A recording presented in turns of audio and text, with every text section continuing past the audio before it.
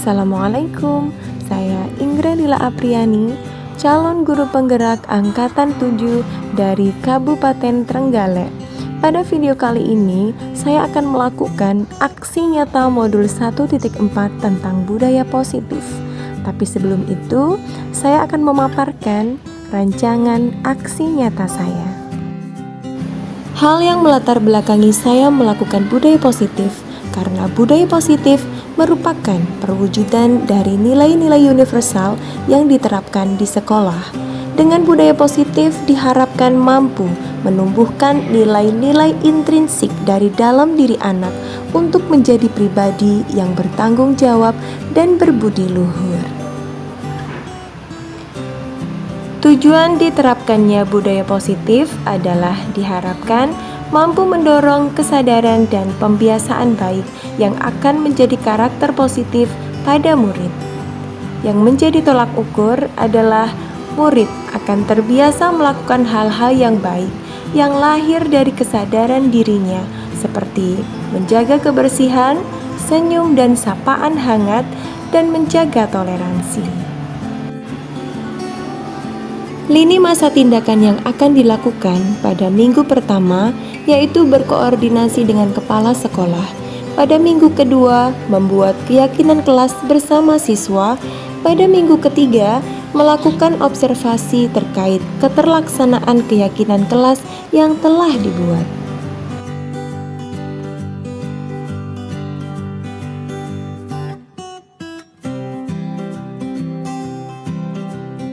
Assalamualaikum warahmatullahi wabarakatuh. Waalaikumsalam warahmatullahi wabarakatuh. Selamat pagi. Pagi luar biasa. Alhamdulillah. Bagaimana kabar kalian hari ini? Baik. Oke anak-anak. Hari ini sebelum kita memulai pembelajaran selanjutnya, Mela ajak kalian untuk membuat keyakinan kelas. Yang mana keyakinan kelas itu adalah apa yang kalian sendiri yakini, apa yang kelas kita yakini, dan harus kita taati. Oke? Nah, Mela punya beberapa kertas di sini. Satu siswa, satu kertas. Kalian menulis apa yang akan kita lakukan di kelas. Peraturan-peraturan apa yang kita yakini, yang kita sepakati di kelas untuk kita patuhi. Oke? Paham ya?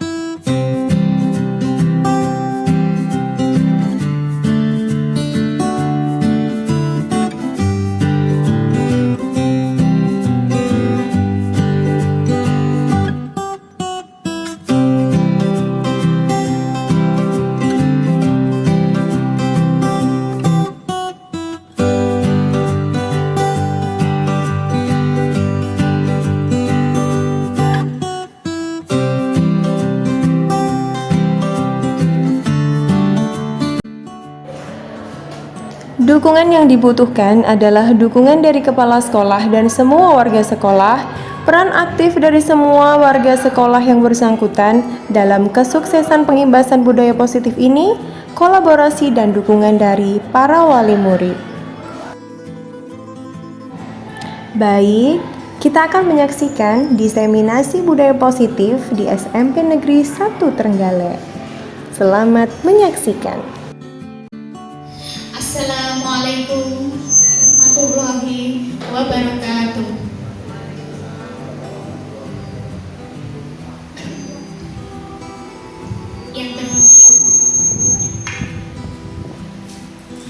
Yang terhormat Bapak Kepala SMPN 1 Trenggalek yang diwakili oleh Bapak Kamto, yang kami hormati Bapak Ibu Guru SMPN 1 Trenggalek, dan yang kami hormati para hadirin yang hari ini dapat hadir dalam acara diseminasi budaya positif CGP Angkatan 7.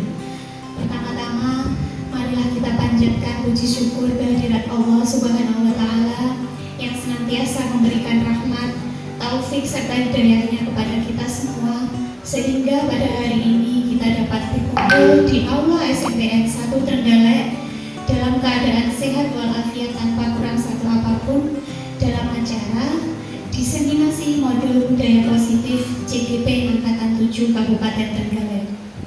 Yang kedua, salawat serta salam senantiasa kita curahkan kepada junjungan kita Nabi Agung Muhammad SAW yang senantiasa akan kita harapkan kelak syafaatnya di hari akhir.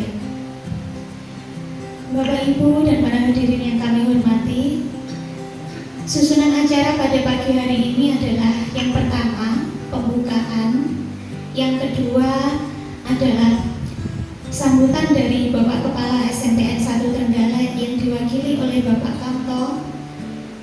Acara yang ketiga yaitu pemaparan materi diseminasi budaya positif oleh Ibu Ingrid Lila Apriani, CGP Angkatan 7 Kabupaten Trenggalek.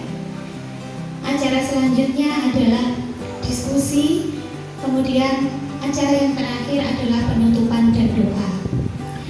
Bapak Ibu hadirin yang kami hormati, untuk mempersingkat waktu, maka marilah kita mulai acara pada pagi hari ini dengan bacaan basmalah bersama-sama. Bismillahirrahmanirrahim. Acara yang kedua yaitu menyanyikan lagu Indonesia Raya yang akan dipimpin oleh Ibu Maya Muslimasari. Kepada Ibu Maya kami silakan.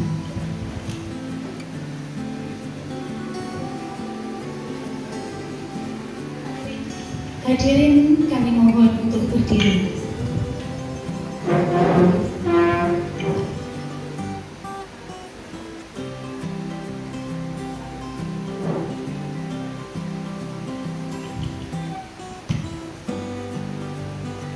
Anak-anak untuk berdiri sebentar ya.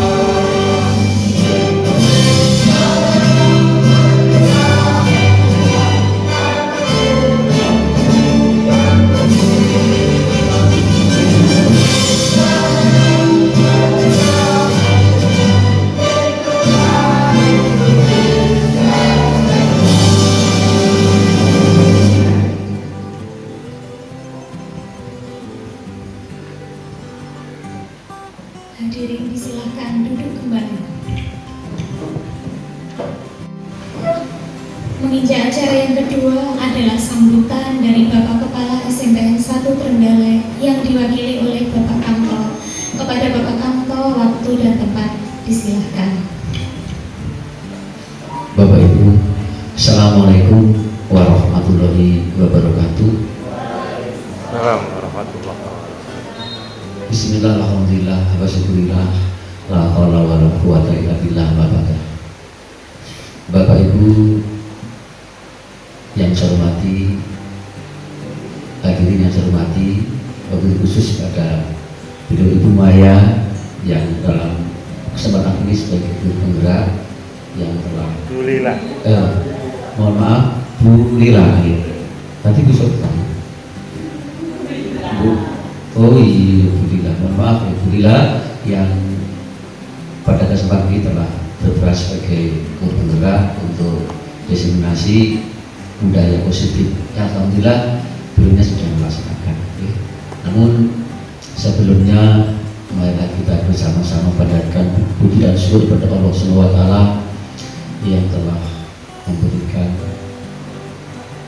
kesempatan, kenikmatan dan kesehatan pada kita bersama, sehingga pada siang hari ini kita bisa bertemu dalam rangka menyampaikan informasi terkait dengan Bu Lila yang telah berperan sebagai guru penggerak yang tadi sudah menyampaikan terkait masalah diseminasi budaya positif.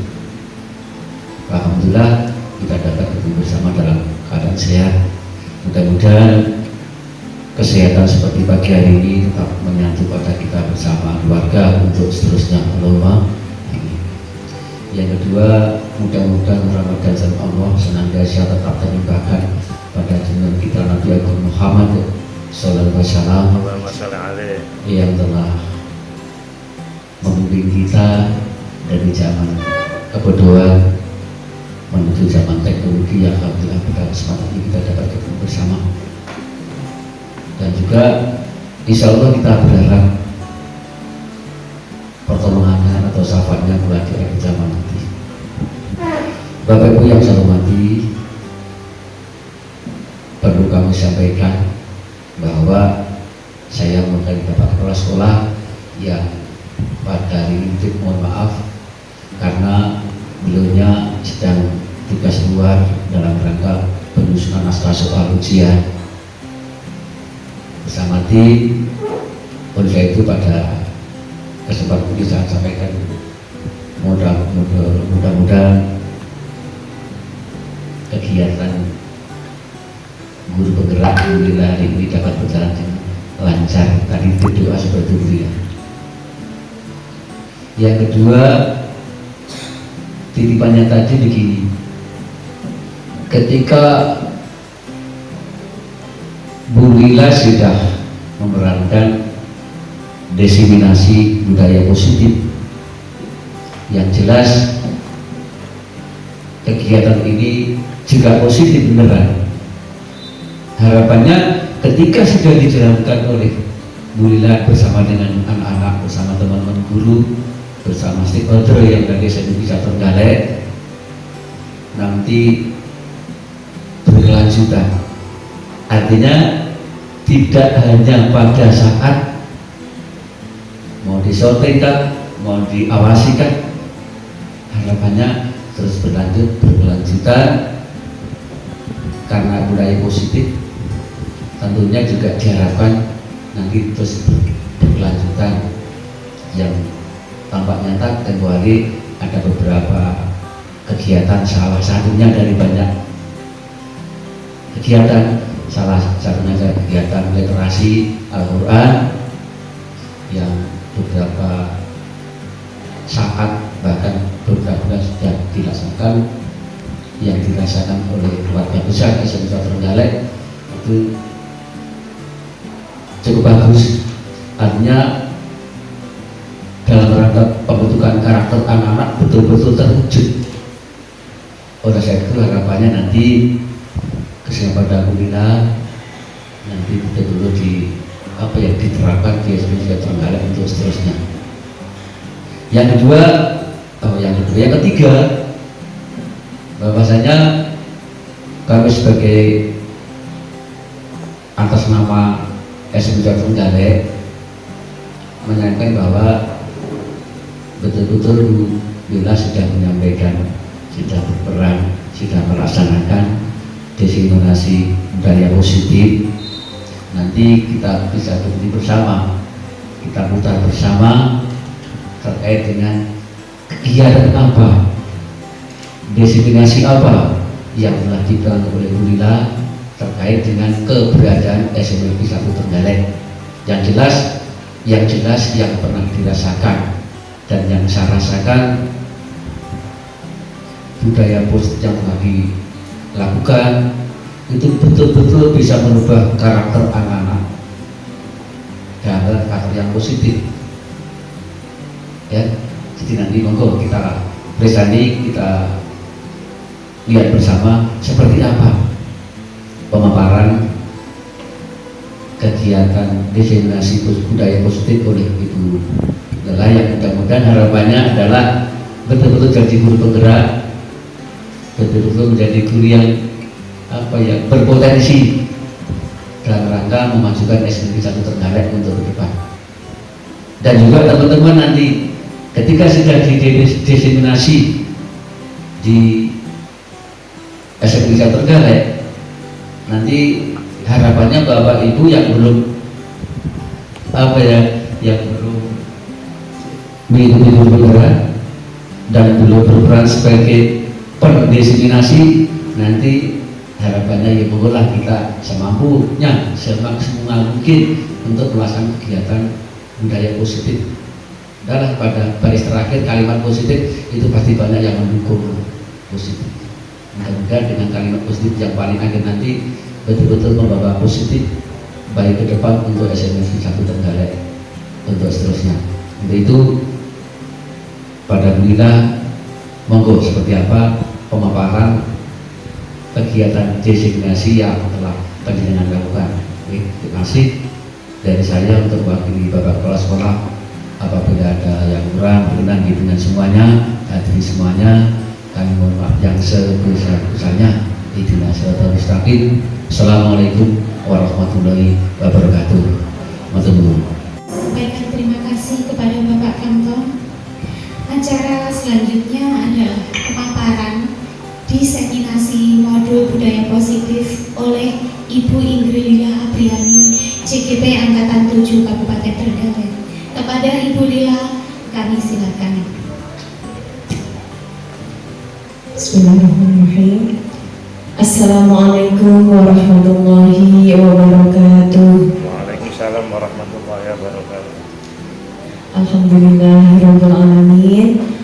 Wa bihi nasta'in wa ala umuri dunya waddin, wassalatu wassalamu ala asyrafil anbiya'i wal mursalin sayyidina wa maulana Muhammadin wa ala alihi wa sahbihi ajma'in, amma ba'd. Yang terhormat Bapak Kepala SMP Negeri 1 Trenggalek ataupun yang mewakili Bapak Kanto, yang terhormat Bapak Ibu SMP Negeri 1 Trenggalek, pertama-tama marilah kita panjatkan puji syukur kehadirat Allah Subhanahu wa Ta'ala yang mana telah memberikan limpahan rahmat, taufik, hidayah, kesehatan, keselamatan, kenikmatan ini sehingga kita bisa hadir di acara ini, yaitu acara diseminasi modul budaya positif yang nantinya akan saya sampaikan. Semuanya dalam keadaan sehat walafiat. Amin, amin, Allahumma amin. Salawat serta salam tetap tercurahkan kepada junjungan kita Nabi Allah Muhammad SAW yang terus kita nantikan syafaatnya di yaumil akhir. Amin. Alhamdulillah Bapak Ibu, sebelumnya saya ingin memperkenalkan dulu kata orang Jawa, no love before meeting. Begitu kata, kemarin saya mendengarkan katanya Bapak Asrori seperti itu. Jadi saya mungkin meng-copy paste karena kita juga hidupnya copy paste ya. Apa yang sudah dilakukan Rasulullah, kita harus juga mengikuti apa yang sudah beliau sampaikan. No love before meeting, tak kenal maka tak sayang.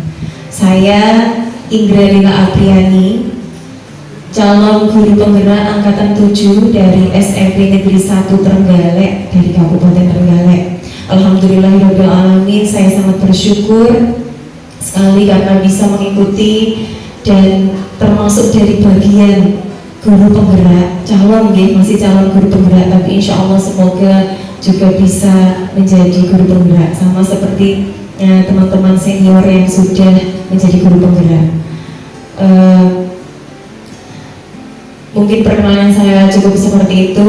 Selanjutnya akan saya paparkan tentang diseminasi modul budaya positif CGP angkatan 7. Ini saya berdiri saja buat apa-apa nggih? Nggih. Monggo slide selanjutnya, Bu.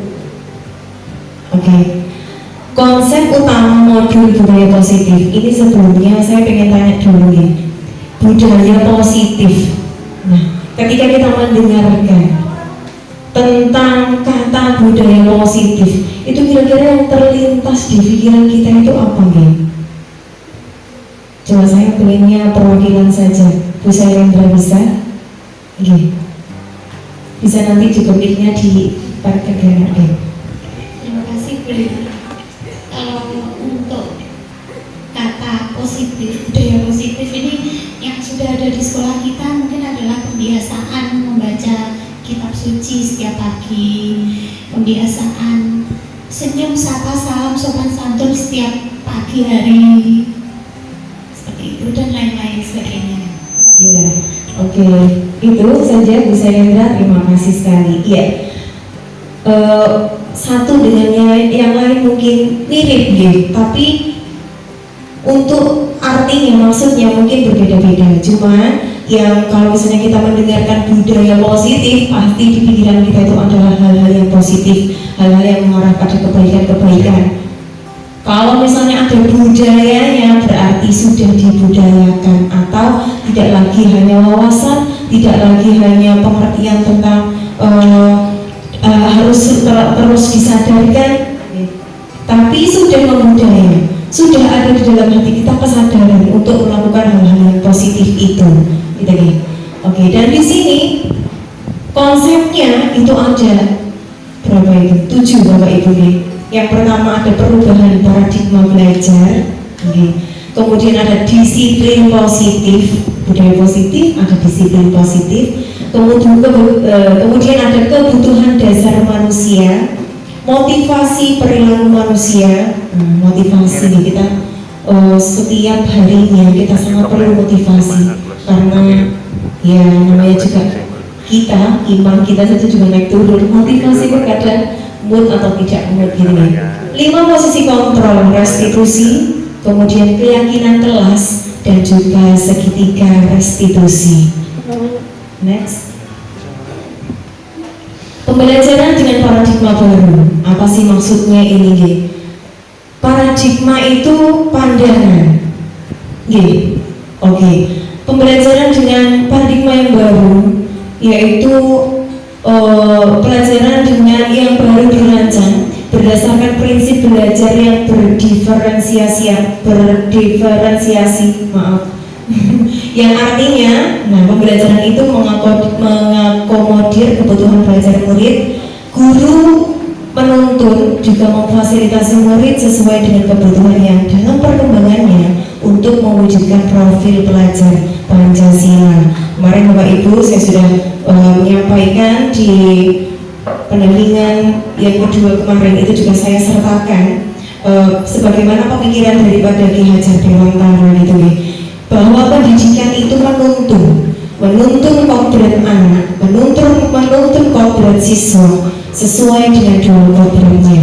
Yang pertama kodrat alamnya, dan yang kedua adalah kodrat zamannya. Kodrat alam yaitu kodrat yang sudah ada, yang sudah melekat kepada diri siswa, yang saat lahir dia sudah membawa kodrat itu, ya, kemampuan yang sudah dimiliki. Kemudian kodrat zamannya itu kita mengikuti perkembangan zaman ini yang terus berkembang, yang hingga saat ini perkembangan itu ada di teknologi yang paling harus kita kuasai juga, gitu guys. Kemudian pembelajaran yang berdiferensiasi. Berarti kita memberi setiap anak karena berbeda nih. Tidak mungkin satu anak dengan anak yang lain itu sama. Nah, karena berbeda itu, kita juga memberikan pelajaran itu yang berbeda. Misalnya ada anak yang super aktif, itu katanya itu namanya kinestetis ya. Ada anak yang super aktif dalam belajar. Tidak bisa dia mendengarkan gitu buatan sahabat. Tidak bisa. Jadi kita harus memberikan pembelajaran yang khusus bagi mereka. Diberikan misalnya pembelajaran itu yang dia harus mencari apa yang dia cukup bergerak saja. Misalnya mengamati apa gitu deh. Misalnya juga kalau saya pendidikan agama Islam seperti saya, itu mungkin prakteknya langsung ke alam bisa, langsung kita ajak ke masjid gitu misalnya, langsung praktek apa yang sesuai dengan saat itu tema kita apa, tapi kita sudah menyesuaikan. Tapi memang sehingga dia itu belajar tidak lagi membosankan, tapi juga memberikan kenyamanan, kesenangan, sehingga apa yang mereka pelajari itu cepat mereka dapatkan atau mereka pahami gitu. Next misalnya, sebagaimana sebentar kita kembali lagi. Untuk mewujudkan profil pelajar Pancasila yang kita ketahui Sampurge sudah sangat tahu bahwa yang pertama ada beriman, bertakwa kepada Tuhan Yang Maha Esa, mandiri, bernalar kritis, berkebinekaan global, gotong royong dan juga kreatif. Selanjutnya Bu Sai. Ada disiplin positif. Nah, ini ada pertanyaan Bapak Ibu. Ketika mendengar kata disiplin, yang terbayang di benak kita itu apa ya? Apa yang terlintas di pikiran Anda? Nah, kebanyakan orang akan menghubungkan kata disiplin itu dengan tata tertib, peraturan-peraturan yang mengikat, gitu ya. Kemudian kepatuhan pada peraturan dan kata disiplin juga sering dihubungkan dengan hukuman. Sehingga disiplin biasanya dihukum. Ini nanti kita pelajari juga ya. Kita akan banyak pengetahuan. Ketika saya mempelajari mengikuti pendidikan guru penggerak ini, itu sangat merubah mindset saya yang sebelumnya itu memang kita tuh rodok bergetar gitu ya. Ketika melihat siswa-siswa itu yang mungkin pelanggar yang sudah tata tertib yang sudah ada. Contohnya wis dikon sholat ditawani surga kok main karena diri. Nah itu juga seharusnya kita berani, bukan seharusnya. Itu membuat saya dan juga semua guru agama yang lain juga Bapak Ibu, ini kok iso sudah aturan kok buatan dipatuhi. Nah gitu nih. Itu kalau misalnya biasanya normal karena tidak disiplin maka dihukum, hukuman yang diberikan. Nah tapi ini nanti gimana? Nah, bukan hanya hukuman ternyata Bapak Ibu. Selanjutnya motivasi disiplin dari luar cenderung takut dihukum karena ingin dapat pujian saja, takut kena hukuman. Motivasi disiplin dari dalam lahir, dari dalam lahir dari hati, tidak ada tendensi apapun dan murni karena niat dari alam diri tanpa memandang adanya aturan hukuman ataupun pujian. Ini yang patut susah.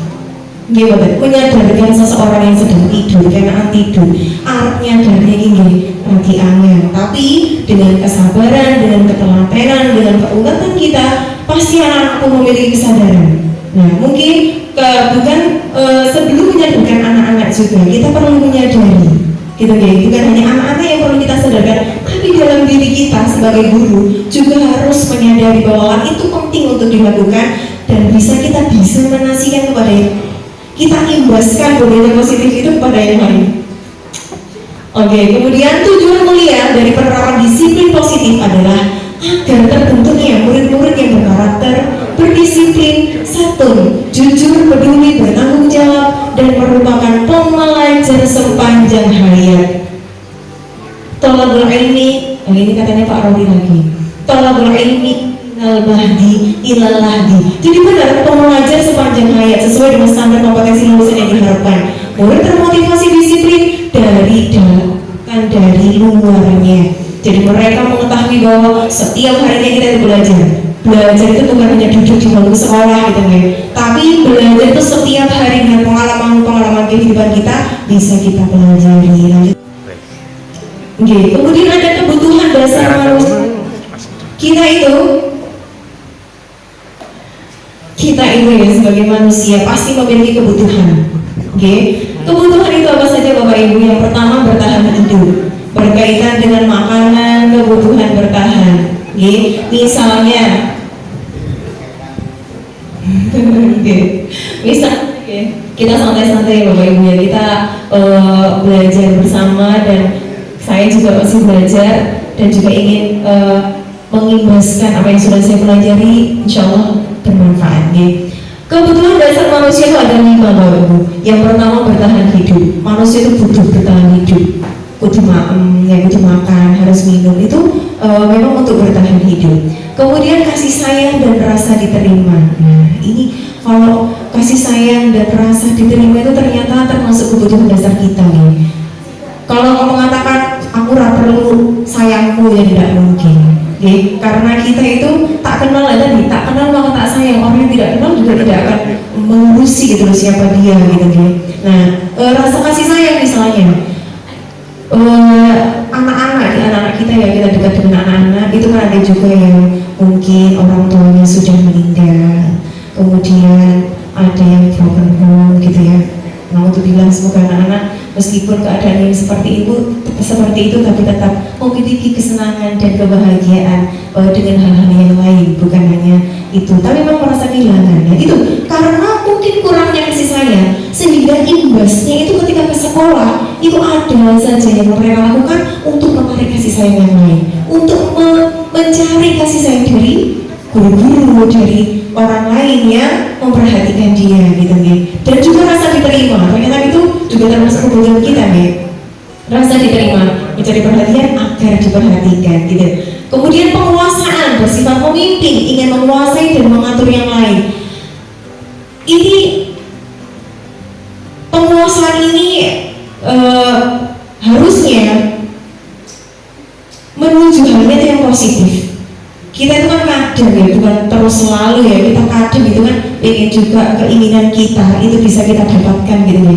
Ya, itu juga misalnya kalau kita hubungkan kepada hal yang positif, keinginan itu pasti kayak ingin menjadi ketua kelas misalnya, dan bisa beramal, bisa amanah dalam hal itu juga sangat baik sekali gitu ya.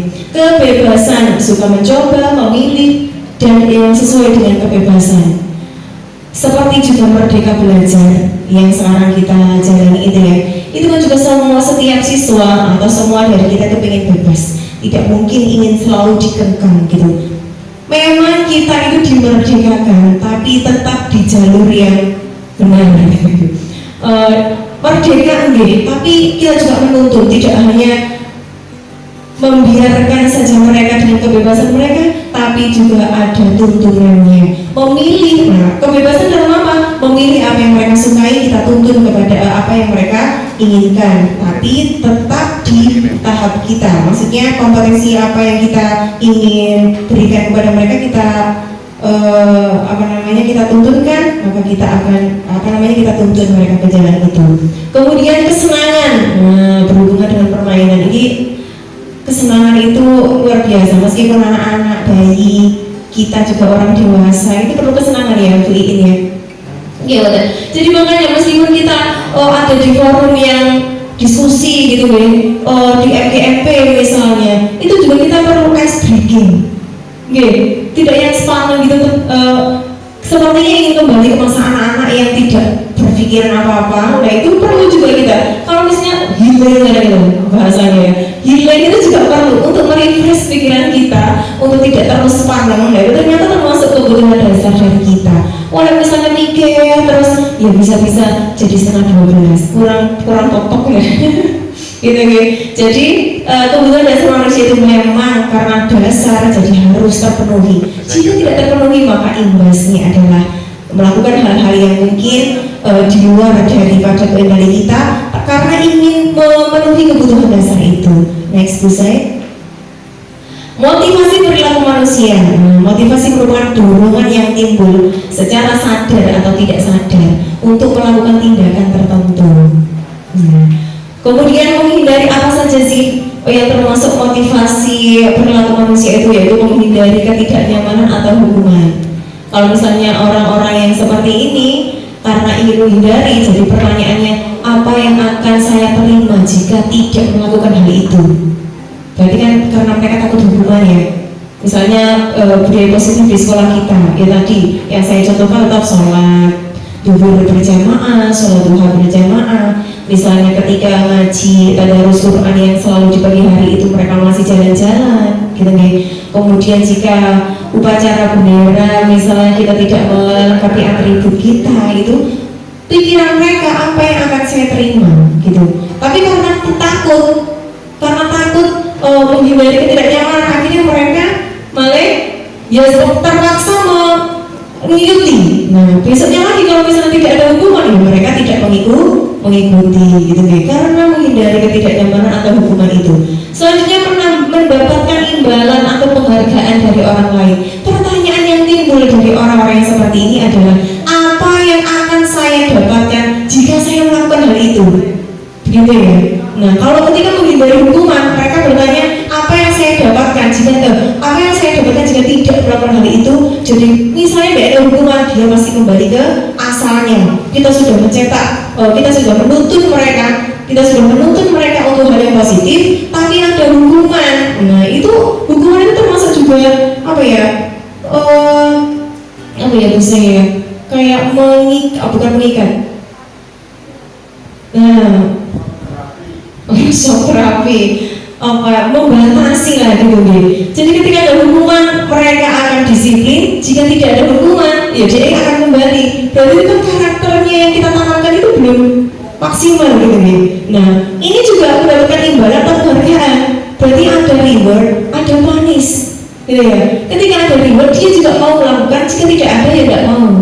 Ketika ada hukuman juga dia melakukan, berarti kan tidak sadar dalam dirinya. Ini ya, kurang ada kesadaran. Selanjutnya menghargai nilai-nilai kebajikan dirinya sendiri. Nah, ini yang perlu kita juga terapkan kepada anak-anak. Kembali lagi ke kesadaran, gitu nih. Kesadaran untuk mereka bisa melakukan hal-hal positif itu sesuai dengan dirinya. Maksudnya yang timbul dari dalam dirinya, begitu ya Pak ya. Nah, selanjutnya pusai ini yang menghargai nilai itu. Nah, konsep disiplin dengan identitas gagal. Maksudnya gagal untuk bisa menuntut mereka ke arah yang positif. Yang pertama ada hukuman. Hukuman itu sifatnya apa sih? Menyakitkan, tidak nyaman. Gitu ini. Kalau Bu ini tidak pernah menghukum karena terlalu sayang dengan anak-anak. Itu gimana itu nanti? Menyakitkan, tidak nyaman. Nah, kalau menyakitkan, takut juga memaksa murid menyembunyikan kesalahan karena takut dihukum. Akhirnya menyembunyikan kesalahan. Kemudian murid juga menjadi rendah diri, malu kalau misalnya salah. Ya, seharusnya dengan kesalahan dia malu, tidak mau melakukannya. Tapi tidak terlanjur salah, dia malu, merendahkan dirinya. Aku tidak jadi orang baik ini. Itu adalah identitas yang gagal. Kemudian penghargaan tidak efektif, merusak hubungan. Nanti ada iri-irian yang lain. Kalau sifatnya penghargaan. Kemudian mematikan kreativitas.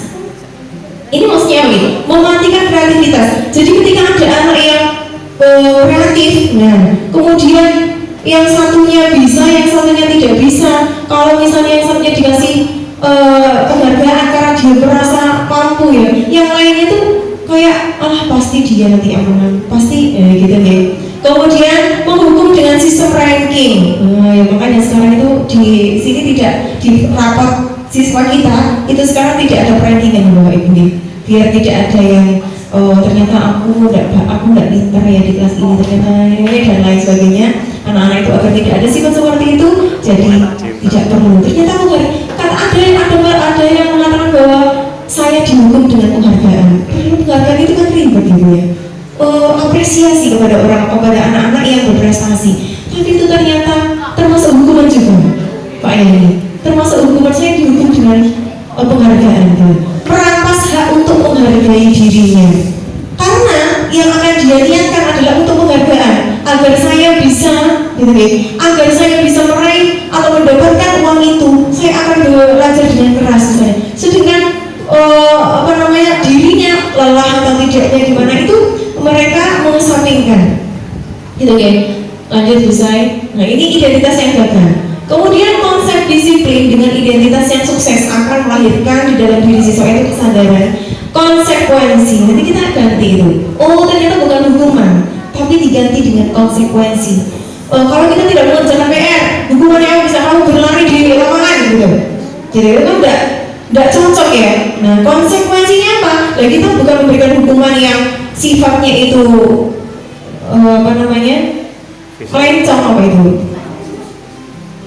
Panjenengan nggih, terima kasih Bu In sudah menemani sebentar, tapi itu sudah luar biasa.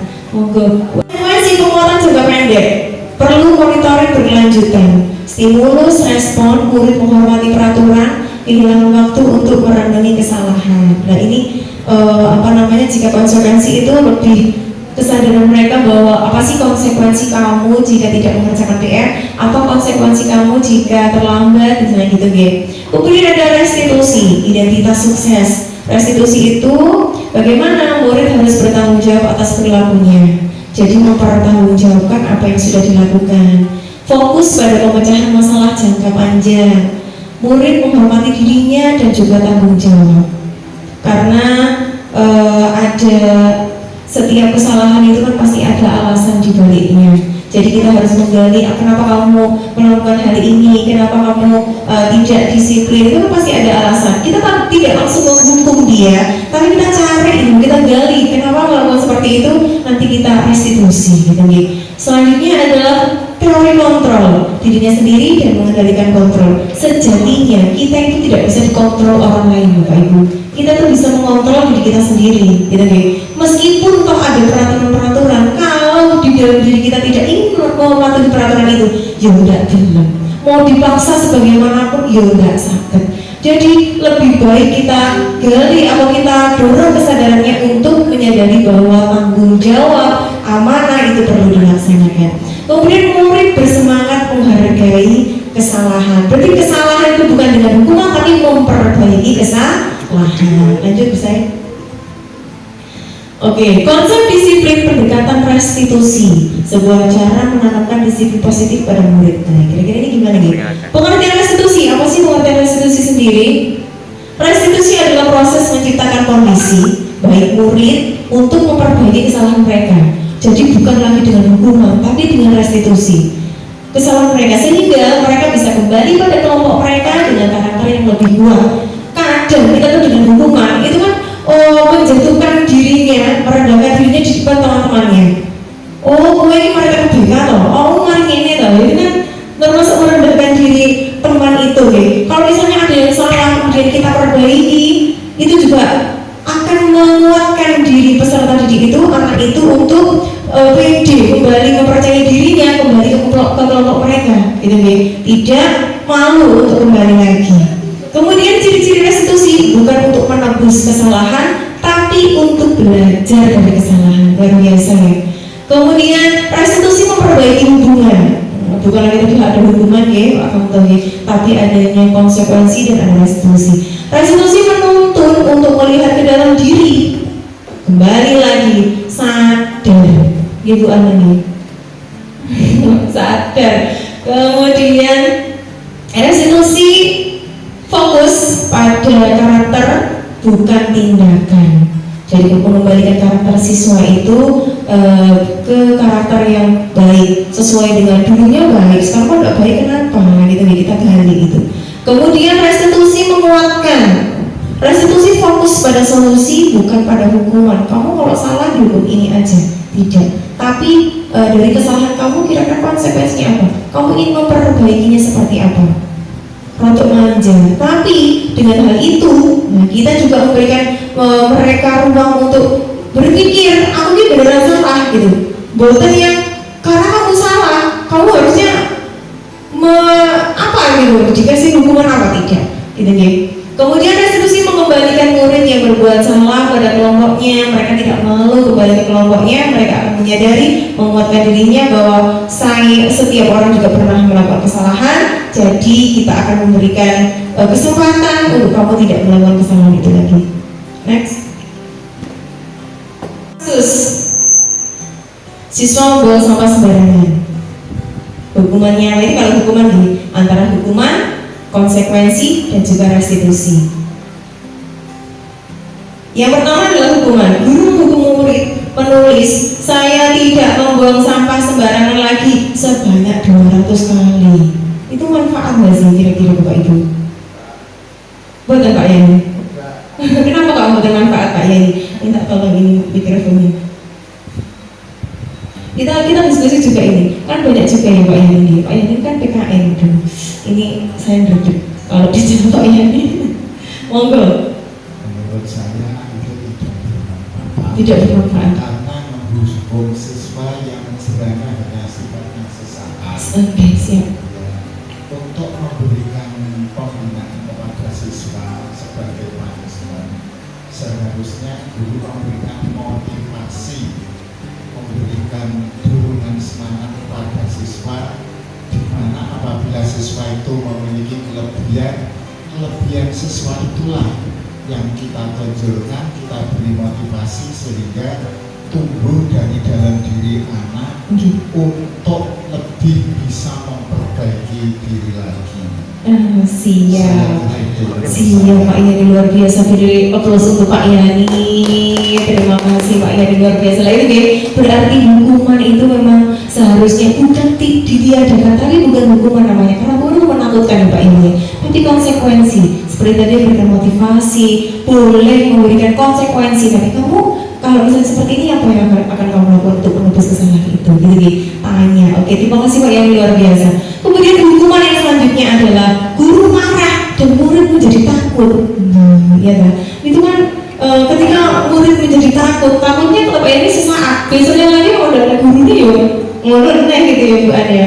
Lanjut, kalau konsekuensi, nah guru memberikan konsekuensi murid untuk membersihkan kamar mandi. Itu pas sesuai, karena kamu membuang sampah, maka yang kamu lakukan adalah memberikan kebersihan. Nah itu menyapu di depan kelas. Ayo, ini sampah kamu buang sembarangan, berarti kamu harus bertanggung jawab gitu deh. Berarti apa yang harus dilakukan? Membersihkannya langsung gitu deh. Nah biasanya lagi memang suatu budaya positif itu tidak instan gitu deh. Jadi kita harus continue terus, sabar dalam istiqomah. Bu anak kemarin juga mengatakan itu yang continue terus istiqomah, telaten, sabar, dan juga tidak boleh memaksa. Dakwah itu kan apa nih? Nah dakwah itu tidak bisa langsung instan. Kita tuh ya sabar itu tadi, dakwah itu butuh sabar, butuh telaten, mau berulang kali mengingatkan anak itu untuk membuang sampah pada tempatnya, itu pun kita harus sabar menjalaninya gitu nih. Dengan proses-proses itu, insya Allah dalam diri anak itu sadar dari dirinya, walau aku panggah gini, panggah diiling deh, bisa nendra, kalau buang sampah sebagai buang sampah pada tempatnya misalnya gitu ya. Kemudian guru tegas dan murid menjadi taat peraturan, bukan marah-marah tapi memberikan ketegasan gitu. Kemudian restitusi, guru menanyakan keyakinan kelas. Ini kalau restitusi, guru menanyakan keyakinan kelas dan dirinya dan membantu siswa menyelesaikan masalahnya. Guru terbuka dan siswa menghormati dirinya dan orang lain. Jadi siswa itu bisa ketika dia salah, dia bisa mengakui gitu nih. Kemudian kalau misalnya saya salah ini, saya harus memperbaikinya seperti apa, itu dia akan tahu sendiri gitu nih. Lanjut misalnya. Ada 5 posisi kontrol. Ini masih berhubungan dengan restitusi Bapak Ibu. Yang pertama adalah sebagai penghukum, sebagai pembuat rasa bersalah, kemudian menjadi teman. Kita bisa, kalau misalnya kita sebagai guru ya, itu kita harus bisa mengambil 5 posisi kontrol ini. Kemudian menjadi pemantau, yang endingnya semuanya itu harus bisa menjadi manajer. Yang pertama, coba next Bu saya, sebagai penghukum, pembuat rasa bersalah, teman, pemantau, dan manajer. Sebagai penghukum bagaimana? Kalimatnya keras. Ini tetap di kasus pembuang sampah sembarangan ya. Kalimatnya keras. Kamu itu buang sampah sembarangan, patuhi aturan. Sana push up 20 kali. Nah itu kan juga tidak pas ya. Juga tidak pas. Kemudian pembuat rasa bersalah, itu murid semakin merasa bersalah gitu. Membuat rasa bersalah, Adi, kamu ini bagaimana ya? Kamu sudah berjanji, ibu tidak berjanji dengan ibu tidak membuang sampah sembarangan lagi. Kamu kenapa ya senang sekali mengecewakan ibu? Ya Allah, aku kok jadi orang yang mengecewakan ibu sih. Misalnya di rumah gitu ya, wes sudah tahu bahwa HP itu kalau misalnya sudah waktunya, ya wes ditutup, wes diomong ibu nggak balik kok, ya kan nggak ngoten toh. Karena buatan kesalahan ibu. Nah ini juga membuat rasa bersalah, membuat mereka siswa atau juga anak itu, ya ternyata aku mengecewakan ibu ya. gitu nih. Nah itu juga tidak pas, tapi lebih baik daripada penghukum. Jadi teman, Adi, ayolah, bagaimana sih kamu? Kemarin kamu sudah janji ke bapak, kenapa masih membuang sampah sembarangan sambil tertawa? Jadi memposisikan dia itu sebagai teman dari siswa. Ini juga ada kekurangannya, karena akhirnya si anak itu akan mengandalkan kita saja, gitu ya. Kayak saya selalu mengandalkan Pak Rawi itu. Apa minta tolong, Pak minta tolong, gitu. Dengan semuanya juga seperti itu. Kalau kita memposisikannya teman, itu lebih ke banyak. Mungkin ada positifnya juga, mereka lebih terbuka gitu nih. Tapi bagaimana caranya kita mengkondisikan diri kita sebagai teman itu juga ada caranya, gitu ya Mbak Putih ya. Oke. Kemudian pemantau. Nah, kalau pemantau itu mungkin kata-katanya mungkin bisa seperti ini. Adi, kamu tahu konsekuensinya apa jika membuang sampah sembarangan? Jadi hanya masih memantau saja. Berikut.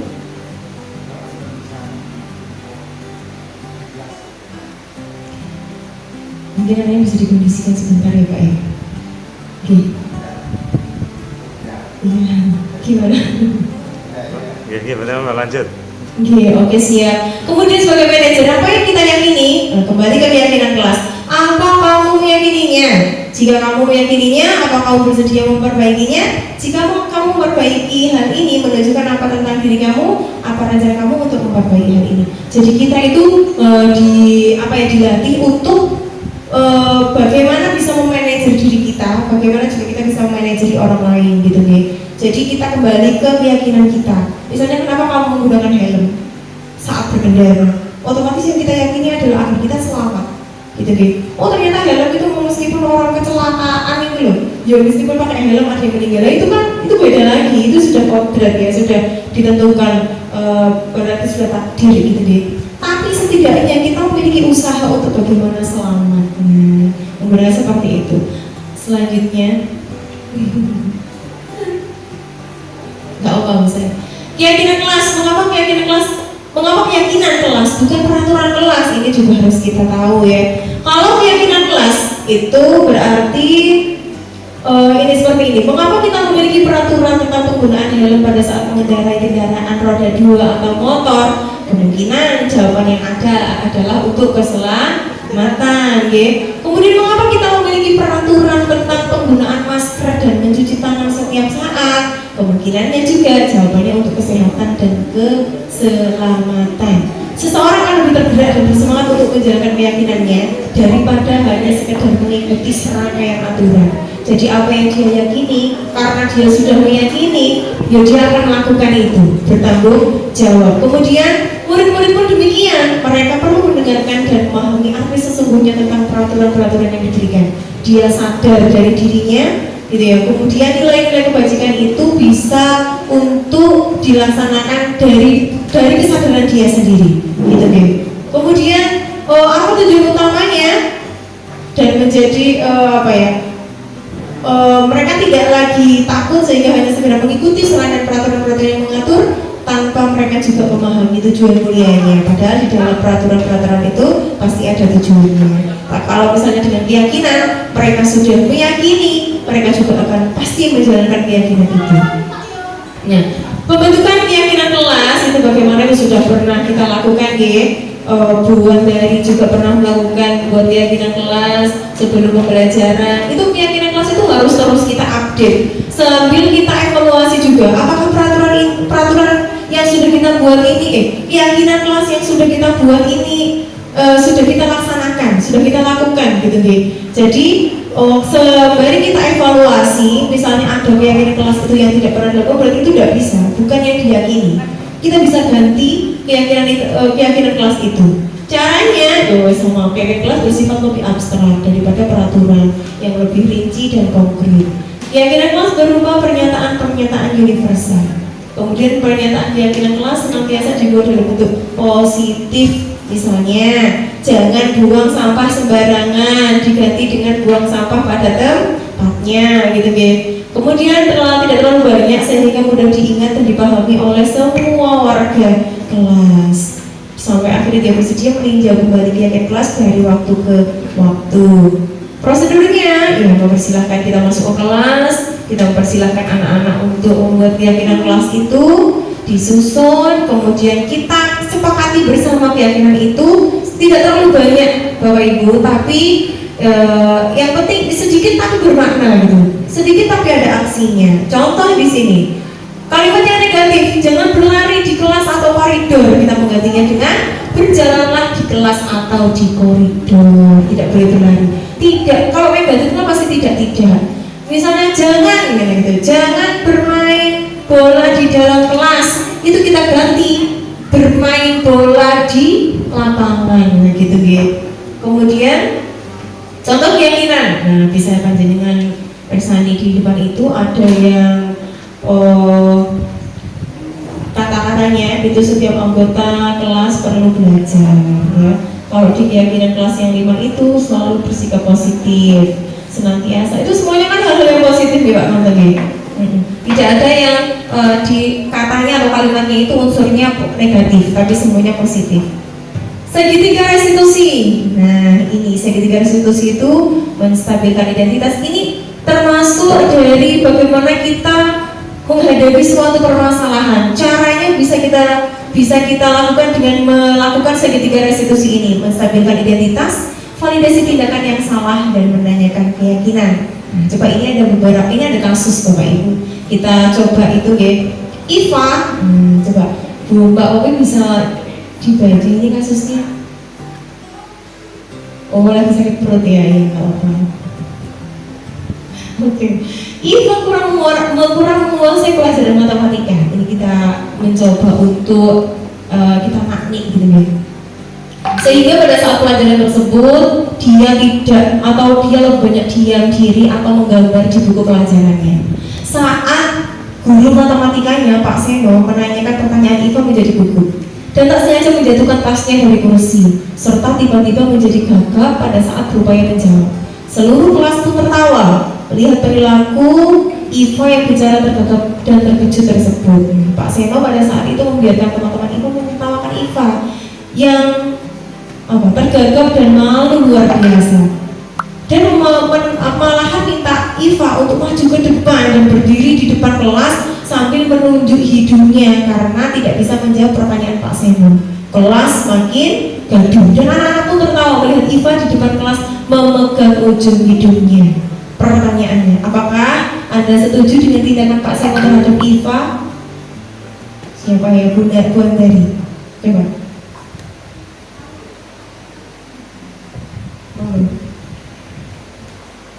Monggo Bu.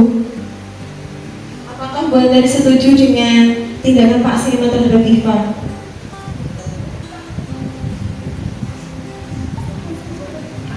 Itu dia ada kasus Bu. Iva itu tidak menguasai matematika, sedangkan Pak Seno membiarkan Iva ditertawakan oleh murid-muridnya seperti itu.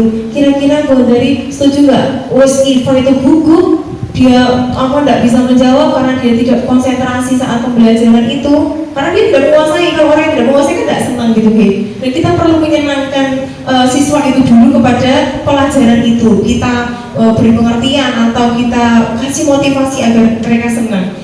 Semakin seperti itu Pak Seno malah mengajak Iva untuk ke depan kelas sehingga kelas semakin gaduh dan Pak Seno membiarkan Iva ditertawakan. Kira-kira panjenengan setuju membuat terhadap tindakan Pak Seno itu? Monggo, ini ada mic-nya. Akan bisa masuk.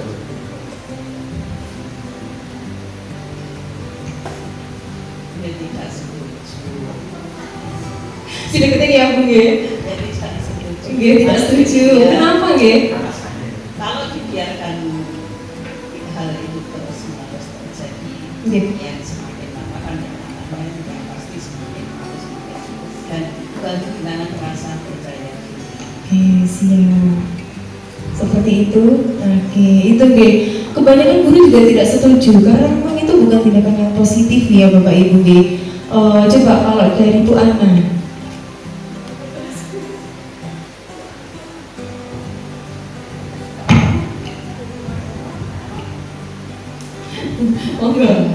Kalau menurut saya tidak setuju dengan tindakan Pak Seno terhadap Iva karena setiap anak itu punya talenta sendiri. Ada anak yang bisanya matematika, ada yang bisanya seni, kadang yang yang bisa matematika itu seni nggak bisa, kadang ada yang bisanya seni itu matematika jadi jenuh.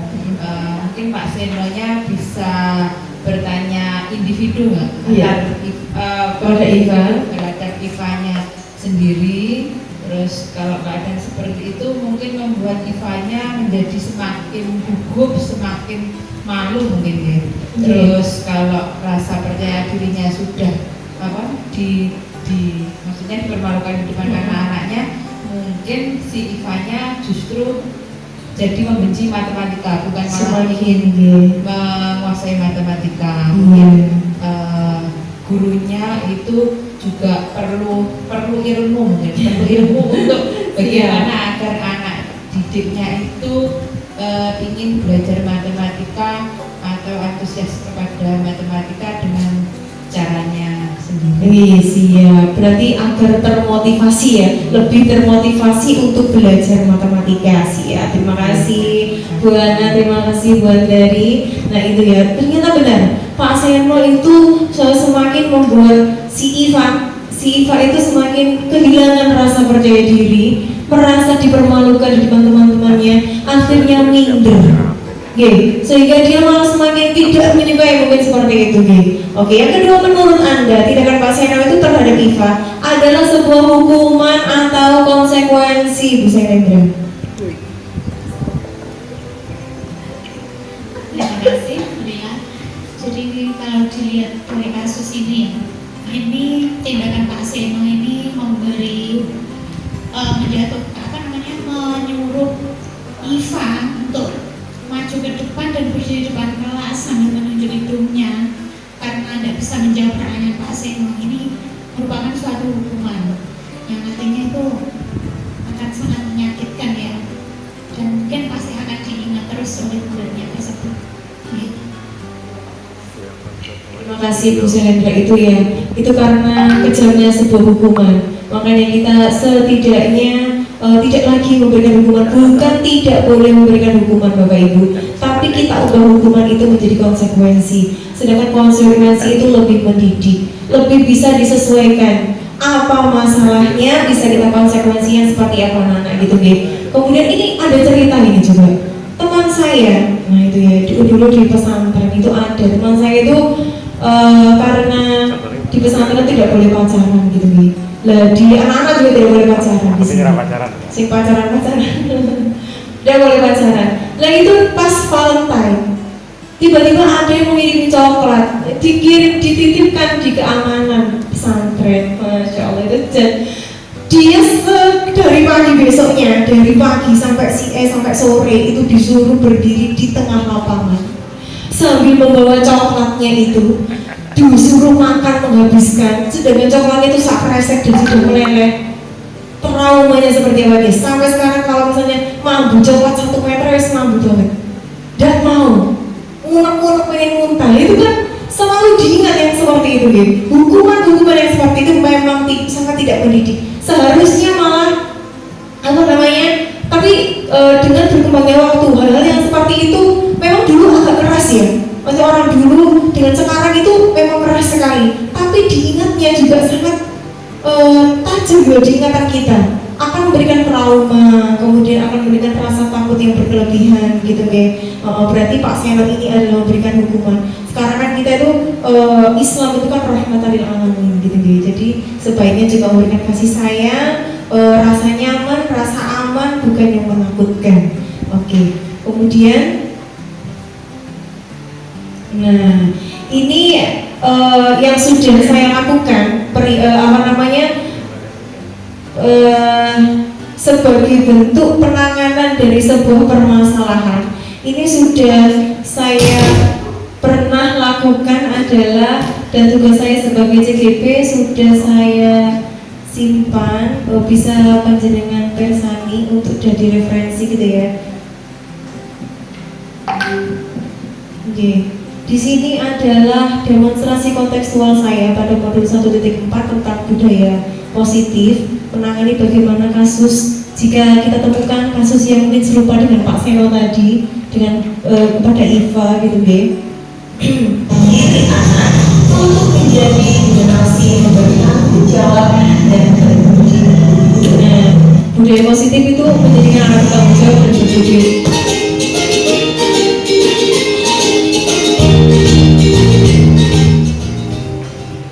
Budaya positif meliputi 6 hal. Yang pertama, paradigma keberadaan stimulus kontrol. Yang kedua, konsep decision positif. Yang ketiga, keyakinan keras. Yang keempat, pemenuhan 5 kebutuhan dasar manusia. Yang kelima, 5 posisi kontrol. Dan yang keenam adalah segitiga restitusi yang merupakan unsur dasar dalam mewujudkan budaya positif yang dicita-citakan bersama. Dan kita akan melakukan analisis kasus dengan menggunakan segitiga restitusi. Menganalisis kasus dengan menggunakan segitiga restitusi yang tadi sudah itu ya. Validasi tindakan salah dan juga menemukan keyakinan.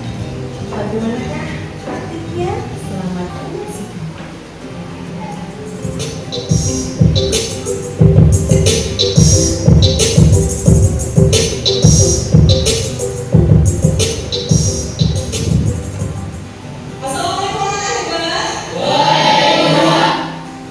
Mungkin bisa dilanjutkan saja.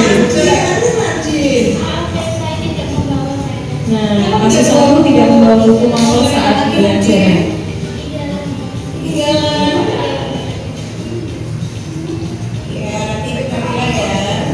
Assalamualaikum Najib. Najib, bagaimana kabarnya? Ya. Oke, Najib pasti tahu ya kenapa Najib yang dipanggil di ruangan ini. Dan Najib juga harus tahu bahwa Najib memanggil Najib di sini itu tujuannya bukan untuk mencari kesalahan Najib, tapi untuk diskusi masalah ketidakdisiplinan Najib hari ini. Ya, setuju ya? Ya. Memangnya apa sih kesalahan yang Najib buat hari ini? Coba ceritakan dulu ya.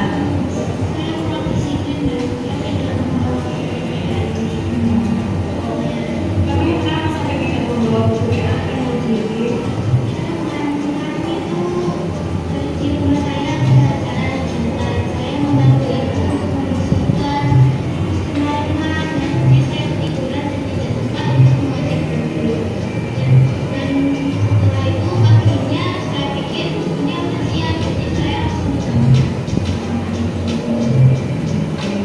Berarti Najib masih membawa jadwal yang mirip kemarin ya? Nah, baik sekali Najib. Membantu ibu membereskan, membersihkan rumah itu adalah pekerjaan sangat baik dilakukan oleh Najib ya. Tapi Najib harus tahu kewajiban Najib sebagai siswa ketika di sekolah. Kita akan berangkat sekolah, bagaimana mempersiapkan diri, siapkan pelajaran sebelum berangkat sekolah. Kira-kira kan yang dilakukan apa itu sudah sesuai dengan keyakinan Najib sendiri atau keyakinan kelas yang sudah kita sepakati?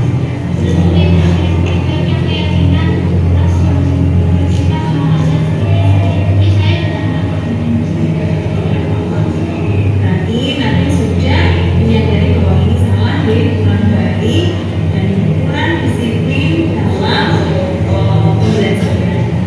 Apa yang bisa memperbaiki kesalahan Najib hari ini?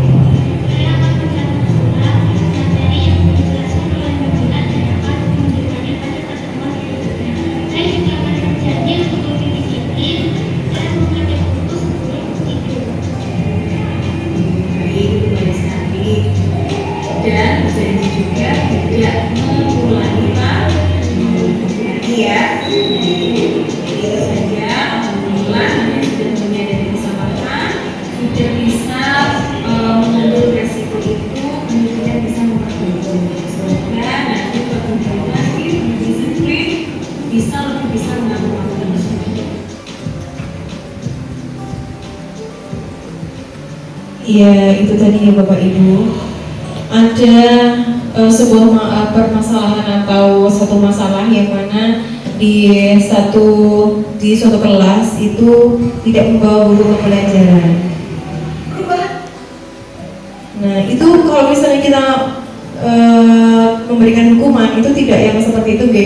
Kayak Pak Seno tadi kan langsung di kelas gitu, kemudian langsung menghukum siswanya agar dia jera, maksudnya itu dia jera, tapi malah mempermalukan. Nah ini orang anak melakukan kesalahan saja itu aslinya sudah malu, gitu, Ge. Tapi kalau misalnya tambah dipermalukan itu akan semakin menurunkan kepercayaan diri mereka, sehingga mereka mungkin dia memang sadar tapi kalau misalnya tidak ada gurunya yang seperti Pak Seno lagi, mungkin dia akan kembali seperti itu. Dan memang itu perlu sabar dan perlu ketelatenan gitu, Ge. Kemudian ada lagi di kasus 2. Mana ya Pak Tony?